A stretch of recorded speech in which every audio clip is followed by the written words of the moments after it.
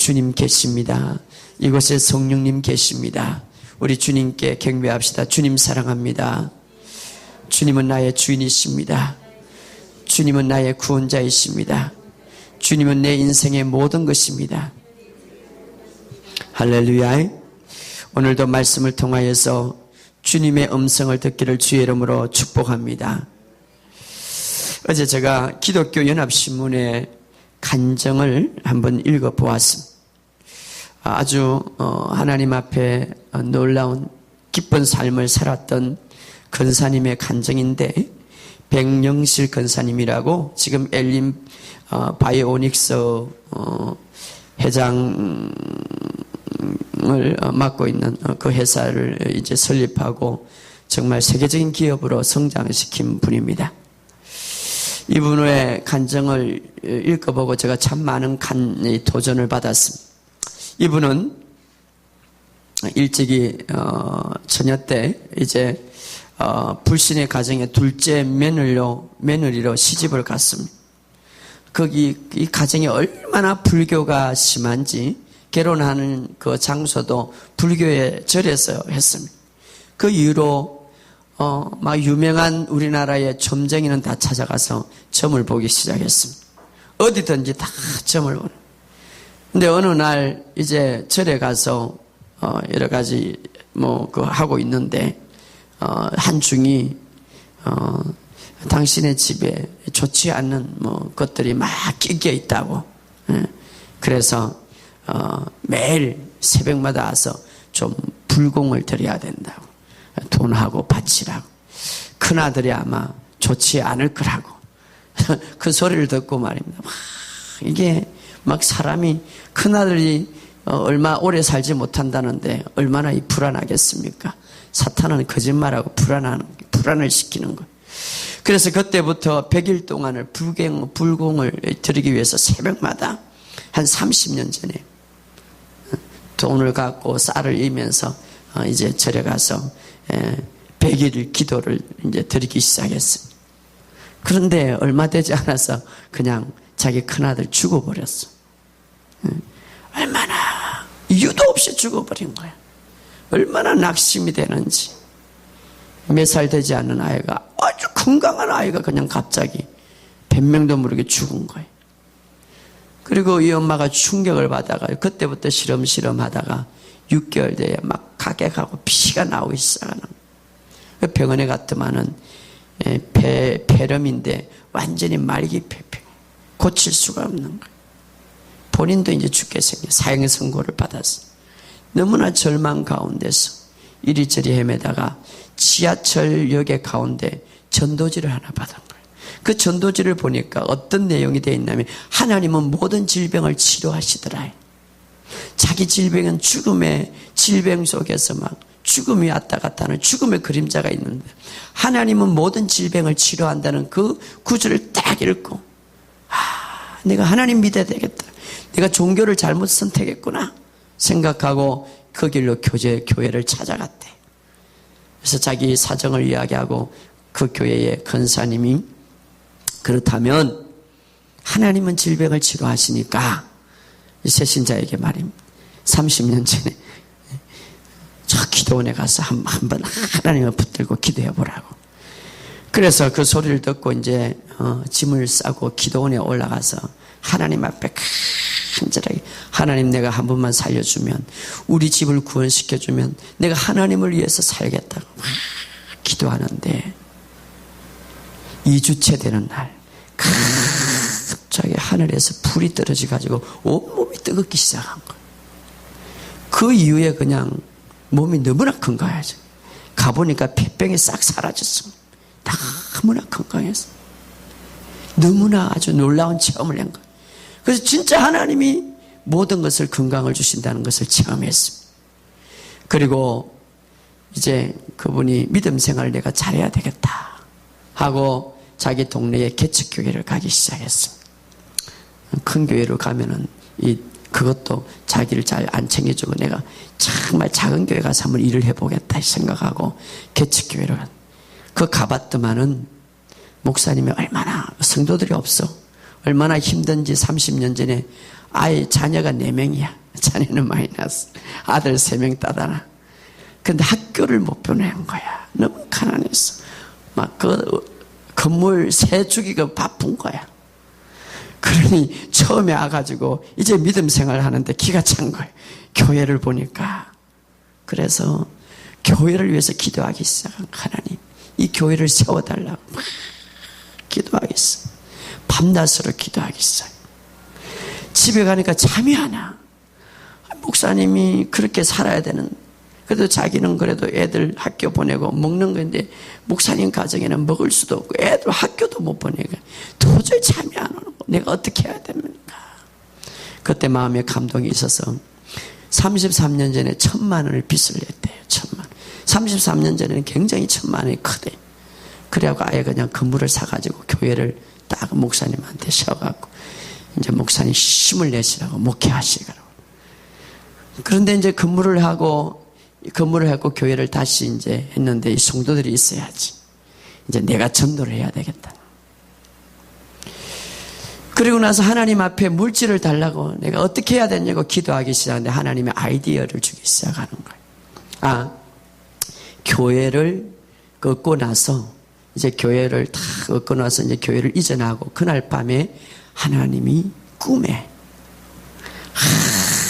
하얀 옷을 입고 하나님의 주님이 하얀 긴 드레스를 입고 자기 있는 데를 막 걸어오더래요. 걸어오면서 악수를 탁 청하더래요. 주님과 악수를 한 거예요.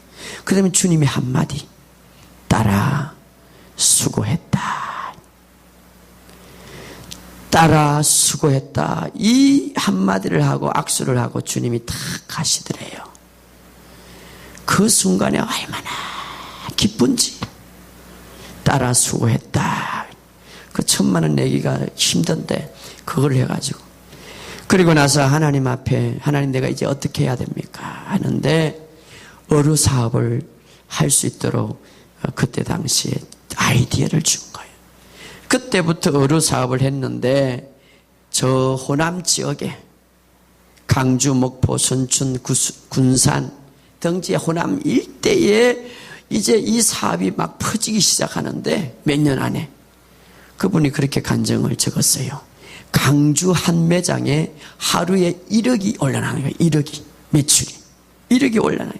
그러니까 이분이 정말 감당할 수 없는 물질을 쏟아부으시더래요. 감당할 수 없는 물질을 쏟아부어서 그 물질을 어떻게 해야 되는가 하다가 자기가 축복받은 것은 바로 교회를 세워서 축복받았기 때문에 내가 개척교회를 다시 지어야 되겠다 생각하고 7교회를 세웠어요. 7교회를. 그리고 하나님께서 가장 기뻐하는 게 뭐냐? 내가 이 물질을 받았으니까 이 물질을 갖고 전도를 해야 되겠다.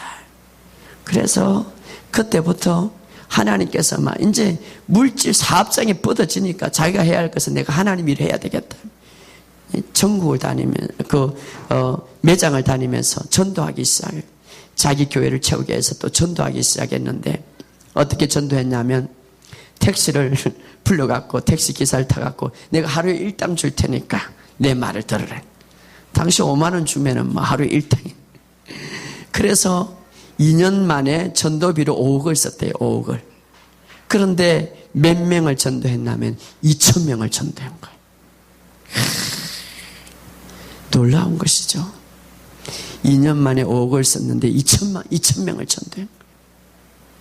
그러니 하나님이 엄청나게 축복을 한 거예요. 하여튼 간에 이분이 그렇게 하고 나서 전도도 그렇게 하고 사업도 잘 되고 너무 그렇게 세계적인 이제 사람이 돼가지고 그러다가 이 부인이 조금 교만했어. 교만하고 등한시하다가 한 번은 푹 내려앉았대요. 그리고 다시 한번 회개하고 다시 한번 하나님 내가 바로 쓸 테니까 바로 전해주었던 모든 달란트 내가 다 감당하겠습니다 하고 다시 전도하기 시작하고 다시 하나님 앞에 충성하다가 몇 년 전에 엘린 바이오닉스라는 이 알칼리 이온수 이 기업을 다시 개발해가지고 지금은 미국과 중국 세계적인 이제 기업으로 성장했다는 거예요.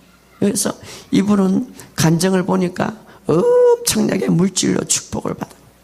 뿐만 아니라 그 수많은 사람들을 전도해가지고 교회를 몇 개로 세웠다는 거예요. 그래서 제가 그것을 보면서 너무나 한 사람이 말입니다. 한 사람. 하나님이 얼마나 기뻐할까.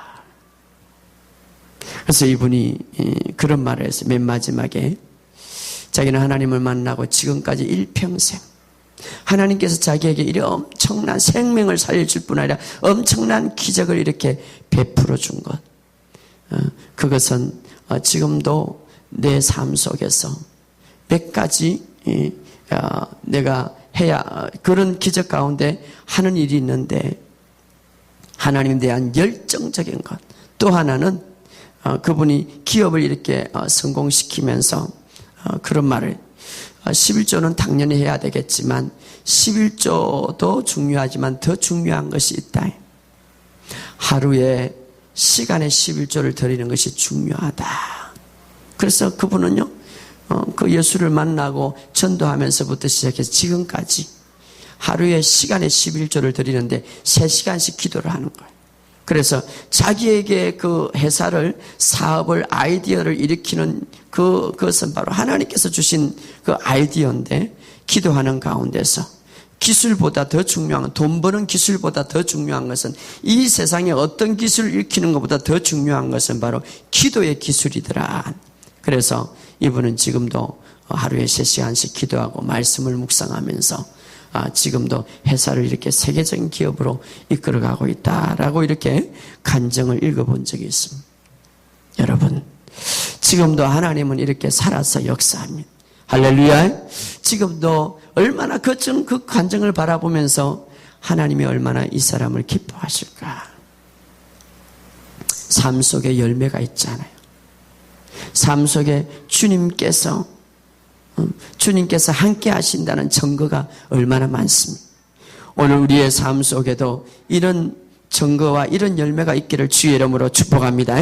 자, 오늘 말씀에 보면, 요한복음 15장에 보면, 15장 16절에 보면, 너희가 나를 택한 것이 아니요 내가 너를 택하여 세웠나니. 이것이 기독교와 다른 종교의 차이입니다. 종교라는 것은 사람이 필요로 해서 어떤 신을 만드는 거예요. 그러나 우리는 어떻습니까? 기독교는 종교가 아니고 예수님이 우리를 선택하고 우리를 불러서 우리를 하나님의 자녀 삼으시고 그 하나님과 같이 사는 거예요. 인격적인 만남이에요. 할렐루야. 인격적인 만남. 자, 그런데 너희가 나를 택한 것이 아니요 내가 너를 택하여 세웠나니, 그 세운 목적이 뭐냐? 이는 이유를 말하는 것이죠. 너희로 가서 열매를 맺게 하고, 너희로 가서 열매를 맺게 하고. 하나님께서 우리를 택하여 세운 이유는 첫째로 열매를 맺게 하고, 또 너희가 그 열매가 항상 있게 하기 위해서. 어느 한순간에 열매를 맺었다가 그냥 다음에는 열매를 맺는 게 아니라, 우리가 주님 갈 때까지, 주님 앞에 갈 때까지, 이 세상에 살 때까지 항상 열매가 있게 하고, 열매가 있게 하고. 여러분, 나무의 목적은 바로 열매입니다. 열매가 없다면 그 나무는 목적을 상실하는 거예요. 모든 것이 목적이, 물컵도 만든 사람의 목적이 있어요. 이 나무도 목적이 있어요. 무화과 나무의 목적은 무화과 열매를 맺어야 돼요. 포도나무는 포도 열매를 맺어야 돼요. 오늘 우리도 우리를 불러주시고 우리가 새로운 피조물이 되고 우리가 이 땅에 존재하는 목적이 있는 거예요. 오늘 주님께서 우리에게 이렇게 말합니다. 너희를 내가 불러준 것은, 너희를 내가 선택한 것은 열매를 맺게 하고 그 열매가 항상 있게 함이라. 오늘 주님께서, 그래서 요한복음 15장에 시작하면서 나는 포도나무요 너희는 가지라. 가지가 열매를 맺지 아니하면 제거해버리는. 그러나 열매를 맺는 그 가지는, 자, 나무에 여러 가지가 있죠. 붙여져 있는. 이 나무에 줄기에 있으면 가지들이 열매는 나무에 열리는 게 아니라 가지에 열리는 거죠. 근데 이 가지에 열매가 맺지 아니하면 이 가지는 제거해버리고, 그러나 이 가지에 열매를 맺으면 이 가지는 어떻습니까? 항상 더 많이 충만하게 뿜어준다고 말하고 있습니다. 그러므로 오늘 우리에게 중요한 것은 바로 열매를 맺는 삶이 필요하다. 그래서 예수님께서 이런 비유를 했습니다. 어느 날 예수님께서 예루살렘에 이제 올라가면서 예루살렘 이제 지방에 올라가면서 무화과 나무를 봅니다. 참 멀리서 보니까 무화과 나무가 잎만 묵성하고, 그래서 예수님께서 잎만 묵상해서 예수님께서 거기에서 열매를 딸까봐 가봤더만은 잎만 묵상했지 열매는 없었습니다. 그래서 그 무화과 나무를 예수님께서 열매가 없으므로 너는 영원토록 열매를 맺지 못하리라 저주해버렸죠. 다시 말하면은 무화과 나무는 열매는 가득한데 겉으로는 열매를 통하여서 쏘겼죠. 나무는 겉으로 쏘겼습니다. 왜? 입이 묵성하니까 열매가 있는 줄 알았습니다. 우리의 삶 속에 우리가 하나님 믿고 우리가 삶 속에 하나님 향하여 열심히 기독교에 열심히 신앙에